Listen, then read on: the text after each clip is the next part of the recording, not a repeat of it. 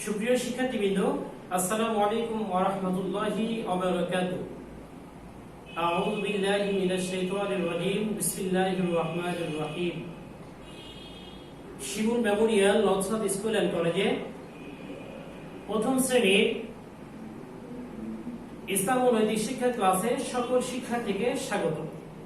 প্রিয় শিক্ষার্থীরা, আশা করছি আল্লাহর অশেষ মেহেরবানিতে পরিবারের সবাইকে নিয়ে ভালো আছো, সুস্থ আছো, নিরাপদে আছো। আলহামদুলিল্লাহ, আমিও আল্লাহর অশেষ মেহেরবানিতে ভালো আছি। ছোট্ট সোনামণিরা, করোনাকালীন এই সংকটময় মুহূর্তে অবশ্যই তোমরা বাসায় অবস্থান করবে। প্রয়োজন ছাড়া বাসার বাইরে বের হবে না। বিনোদনের পাশাপাশি বাসায় পড়াশোনা করবে।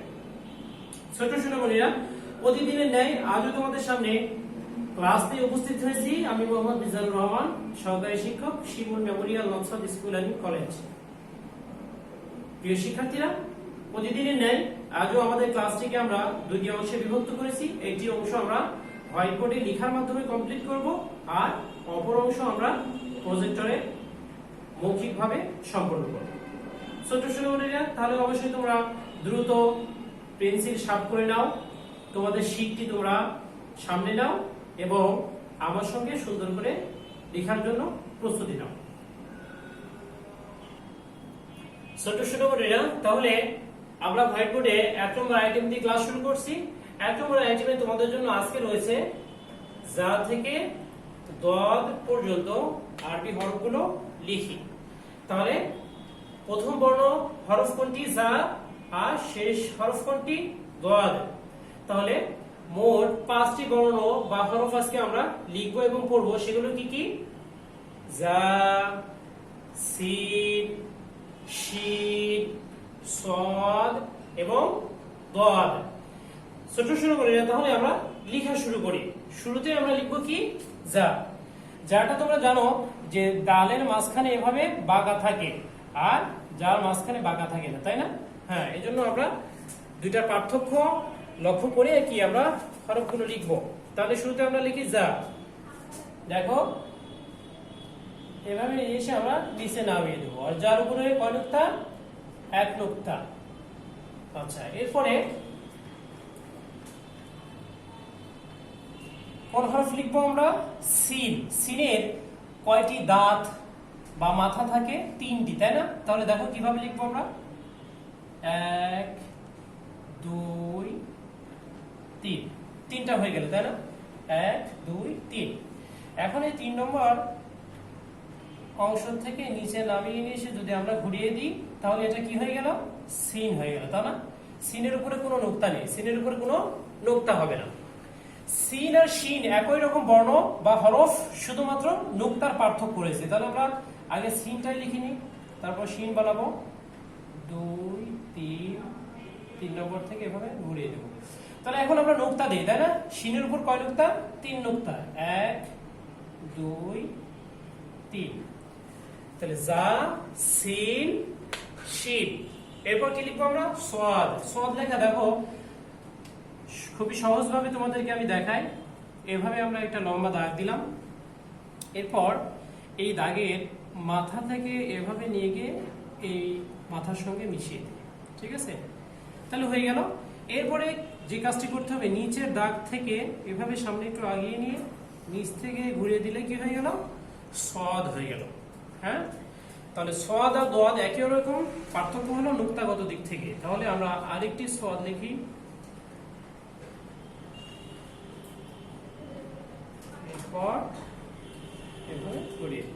তাহলে সদ খালি, দদের উপর কয় নুক্তা? দদের উপরে হলো 1 নুক্তা। প্রিয় শিক্ষার্থীরা, তাহলে আরেকবার পড়ে নিই আমরা। হ্যাঁ, যা, সিন, শিন, সদ, দদ। তাহলে আমাদের লেখা কমপ্লিট হলো। তোমাদেরও আশা করছি লেখা সুন্দরভাবে কমপ্লিট হয়ে গেছে। 2 নম্বর আইটেমে তোমাদের জন্য রয়েছে উপযুক্ত স্থানে নুক্তা দেই। তাহলে উপযুক্ত স্থানে নুক্তা দিতে হলে আগে বাংলা উচ্চারণটি পারতে হবে, তাই না? জানতে হবে। এখানে কি লেখা আছে? অন্তস্থ জ। তাহলে অন্তস্থ জতে কি হয়? জ হয়। কিন্তু আরবি হরফ যেটি লেখা আছে তার নাম কি? তার নাম হলো ত। তাহলে কয় নুক্তা দিলে, কোথায় নুক্তা দিলে জ হবে? একটি নুক্তা, সেটি হলো এই তর উপরে যদি আমরা একটি নুক্তা দিই তাহলে কি হয়ে গেল জ। এরপর কি লেখা আছে দেখো গয়েন, গ রস্বই দন্ত ন, গয়েন। গয়েনের উপর কয় নুক্তা? গয়েনের উপরে এক নুক্তা। আইন আছে যে একটি নুক্তা দিলাম, গয়েন হয়ে গেল। এরপর কি লেখা আছে? এরপর লেখা আছে ফা। কি লেখা আছে? ফা। তাহলে এখানে যদি ফা বানাতে চাই এই হরফটিকে তাহলে কি করতে হবে? একটি নুক্তা দিতে হবে, এই যে ফা। এরপর কি লেখা আছে? কফ, কয় বয় যুক্ত ফ, কফ। কিন্তু এখানে যে বর্ণটি লেখা আছে কোনো কিছু বোঝা যাচ্ছে না, তাই না? তাহলে কফ যদি বানাতে চাই তাহলে কি করতে হবে? আমাদেরকে দুইটি নুক্তা দিতে হবে। তাহলে দুইটি নুক্তা দিলে কি হয়ে গেল? কফ হয়ে গেল। তাহলে গ গইন ফা কফ। ছোট সোনামণিরা, তাহলে 3 নম্বর আইটেম শুরু করি। সঠিক উত্তরের উপর টিক চিহ্ন দিই। তাহলে সঠিক উত্তরের উপর টিক চিহ্ন দেওয়ার আগে আমরা অপশনগুলো অবশ্যই সুন্দর করে, 3টা অপশন দেওয়া থাকে, 3টা অপশন ভালো করে পড়ে তারপরে আমরা টিক দেব। মুসলমানদের ধর্মগ্রন্থের নাম কি? আল কোরআন, ইনজিল নাকি তাওরাত? তাহলে এই 3টা অপশন আমরা জেনে নিলাম, ভালো করে পড়ে নিলাম। এখন আমরা টিক দেব যে মুসলমানদের ধর্মগ্রন্থের নাম হলো আল কোরআন। তাহলে টিক দিলাম। এরপর খ নম্বর, প্রধান আসমানি কিতাব কোনটি? প্রধান আসমানি কিতাব কোনটি? তাওরাত, জাবুর নাকি উভয়টি? প্রিয় শিক্ষার্থীরা, ছোট সোনামণিরা, তাহলে খ নম্বরে কি প্রশ্ন রয়েছে তোমাদের জন্য? প্রধান আসমানি কিতাব কোনটি? তাহলে আমরা জানি যে প্রধান আসমানি কিতাব কয়টি? 4টি, তাই না? তাওরাত, জাবুর, এছাড়াও কি কি আছে? ইনজিল, কোরআন।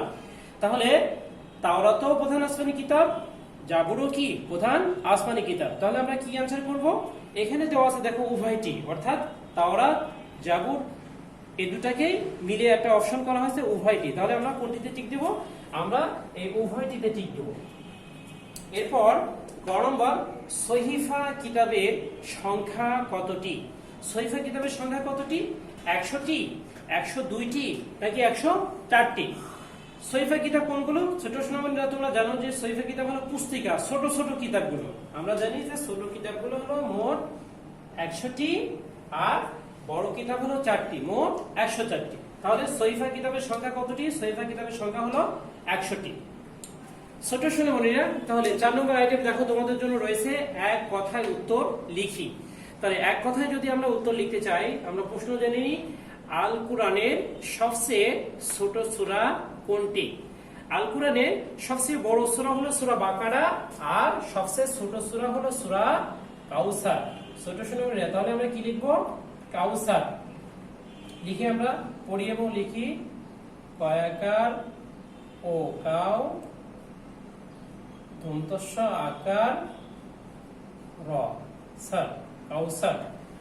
তাহলে ছোট সবচেয়ে ছোট সূরার নাম হলো সূরা কাউসার। এরপর খ নম্বর, সর্বমোট আসমানি কিতাব কতটি? সর্বমোট আসমানি কিতাব অর্থাৎ ছোট বড় সব মিলিয়ে মোট আসমানি কিতাব কতটি? তাহলে ছোট 100টি, বড় 4টি, তাহলে মোট কতটি হলো? 104টি। তাহলে আমরা লিখি সংখ্যায় 104 টয়রশিকারে টি, 104টি। গ নম্বর, হযরত মুহাম্মদ সাল্লাল্লাহু আলাইহি ওয়াসাল্লামের উপর কোন কিতাব নাজিল করা হয়? অর্থাৎ শেষ নবী, আমাদের নবীর উপর কোন কিতাব নাজিল করা হয়? আমাদের শেষ নবী, আমাদের নবীর উপরে নাজিল করা হয় আল কোরআন। তাহলে আমরা লিখি শরিয়া ল আল কোরআন, কয়রশিকারে কু রকুর শরিয়া দন্তন ন, কোরআন। তাহলে হযরত মুহাম্মদ সাল্লাল্লাহু আলাইহি সাল্লামের উপরে কোন কিতাব নাজিল করা হয়? আল কোরআন নাজিল করা হয়। আরেকবার আমরা এক কথা উত্তরগুলো জেনে নিই। আল কোরআনের সবচেয়ে ছোট সূরা কোনটি? আল কোরআনের সবচেয়ে ছোট সূরা হলো সূরা কাউসার। সর্বমোট আসমানি কিতাব কতটি? সর্বমোট আসমানি কিতাব হলো 104টি। হযরত মুহাম্মদ সাল্লাল্লাহু আলাইহি সাল্লামের উপর কোন কিতাব নাজিল করা হয়? আল কোরআন। ছোট সোনামণিরা, তাহলে 1 2 3 4 আইটেমগুলো আমরা শেষ করলাম। এরপরে যে আমরা মৌখিক অংশ আমরা প্রজেক্টরের মাধ্যমে সম্পন্ন করব। ছোট সোনামণিরা, তাহলে আমরা প্রজেক্টরে 5 নম্বর আইটেম দিয়ে শুরু করছি। 5 নম্বর আইটেমে রয়েছে দেখো নিচের প্রশ্নের উত্তরগুলো মুখে মুখে শিখি। তাহলে আমরা মুখে মুখে প্রশ্নগুলো কি শিখে নেব, মুখস্থ করে ফেলবো। ক নম্বর, আল কোরআনের সবচেয়ে বড় ও ছোট সূরার নাম লিখুন। তাহলে তোমাদেরকে যদি বলা হয় এভাবে, তাহলে সেক্ষেত্রে তোমরা কি লিখবে? তোমরা লিখবে আল কোরআনের সবচেয়ে বড় সূরার নাম সূরা আল বাকারা। সবচেয়ে বড় সূরার নাম কি? সূরা আল বাকারা। আর সবচেয়ে ছোট সূরার নাম কি? সবচেয়ে ছোট সূরার নাম হলো সূরা আল কাউসার। ছোট সূরাগুলিরা, তাহলে সবচেয়ে বড় সূরা সূরা বাকারা, সবচেয়ে ছোট সূরা সূরা কাউসার। খ নম্বর, সহিফা কিতাব কাকে বলা হয়? সহিফা কিতাব কাকে বলা হয়? ছোট ছোট কিতাবকে সহিফা কিতাব বলা হয়। ছোট ছোট কিতাবকে সহিফা কিতাব বলা হয়। গ নম্বর, আল কোরআন কার উপর নাযিল করা হয়েছিল? আল কোরআন হযরত মুহাম্মদ সাল্লাল্লাহু আলাইহি ওয়াসাল্লামের উপর নাযিল করা হয়েছিল। ছোট ছোট করে আরেকবার আমরা বলি, কোরআনের সবচেয়ে বড় সূরার নাম কি? সবচেয়ে বড় সূরার নাম সূরা বাকারা। সবচেয়ে ছোট সূরার নাম কি? সবচেয়ে ছোট সূরার নাম হলো সূরা আল কাউসার। সহিফা কিতাব কাকে বলে? সহিফা কিতাব হলো ছোট ছোট কিতাবকে সহিফা কিতাব বলা হয়। সর্বশেষ, আল কোরআন কার উপর নাযিল করা হয়েছিল? হযরত মুহাম্মদ সাল্লাল্লাহু আলাইহি সাল্লামের উপরে আল কোরআন নাযিল করা হয়েছিল। ছোট ছোট বন্ধুরা, আজকের প্রশ্নগুলো খুবই সহজ, তাই না? তোমরা সবাই পেরেছো। এরপর যে আমরা মৌখিক অংশ আলোচনা করব। মৌখিক অংশে আজকে তোমাদের জন্য রয়েছে সূরা কাউসার। সূরা কাউসারটি ইতিপূর্বে আমরা অসংখ্য বার প্র্যাকটিস করেছি, শুদ্ধভাবে উচ্চারণ শিখেছি। আজকে আবার আমরা কি করব? রিভিশন দিব। ছোট ছোট বন্ধুরা, তাহলে সূরা আল কাউসারটি সুন্দরভাবে তিলাওয়াতের জন্য তোমরা প্রস্তুত হয়ে যাও। أعوذ بالله من الشيطان الرجيم بسم الله الرحمن الرحيم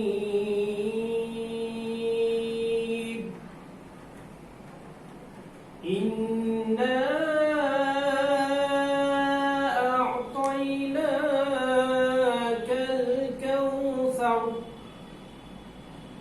فصل لربك وانحر إن شانئك هو الأبتر। আরেকবার বলি আমরা, إنا أعطيناك الكوثر فصل لربك وانحر إن شانئك هو الأبتر صدق الله العظيم। ছোট ছোট ভাইয়া, আমরা সূরা কাউসারটি সুন্দরভাবে তেলাওয়াত করলাম। তোমাদের সুবিধার্থে দেখো, তোমাদের শীটের নিচে আরো সুন্দরভাবে কি বাংলাতেও উচ্চারণ দেওয়া আছে, ঠিক আছে? তোমরা ইচ্ছা করলে বাংলা উচ্চারণটি দেখেও কি তোমরা মুখস্থ করতে পারবে। প্রিয় শিক্ষার্থীরা, আজকের ক্লাসের উপর আগামী দিন তোমাদের রিভিশন ফিডব্যাক নেওয়া হবে। যেহেতু আমাদের রিভিশন ক্লাস চলছে, বিধায় আমাদের রিভিশন ফিডব্যাক যাবে। অবশ্যই তোমরা রিভিশন ফিডব্যাকটি বাবা মা বা বড় ভাই বোনের সহযোগিতা ছাড়াই নিজে নিজে প্রশ্নগুলো পড়বে এবং প্রশ্নের উত্তরগুলো নিজে সুন্দর করে কি লিখবে।